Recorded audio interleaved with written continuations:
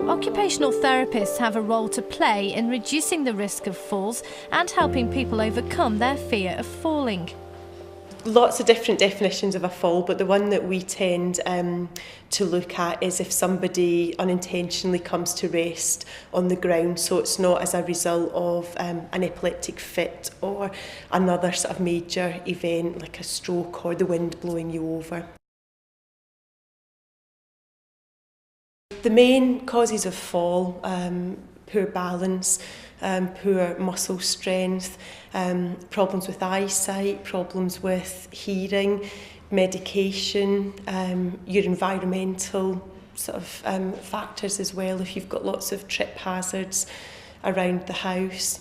Any difficulties, with your feet, ensure that you have good foot care, appropriate walking aids that they're actually specifically for the people and that they're also checked on a regular basis.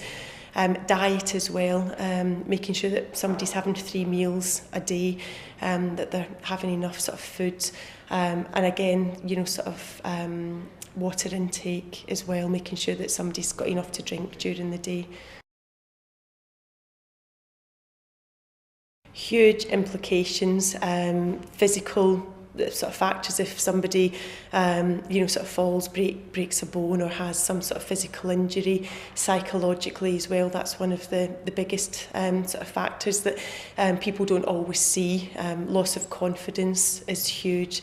Often after somebody has a fall, they lose confidence, they stop doing things, and you get into a bit of a sort of catch-22 situation. They maybe get family to come in and do things sort of for them. Other people start to compensate in areas. They don't want to get up and move about because they're scared of falling again, and then that has an impact on sort of their muscle strength, their balance, which affects their confidence because they're not as good at walking as they possibly were before. So it just goes round in a sort of catch-22 sort of situation.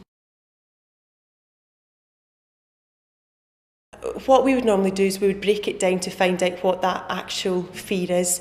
Is the fear around falling that they're not going to be able to get back up again? If that's the case, we would talk about sort of mechanisms that can be put in place so that they can call for help if they have a fall, go through techniques to show people how to get up off of the floor if they have a fall, or how to remain sort of safe on the floor if they've fallen as well.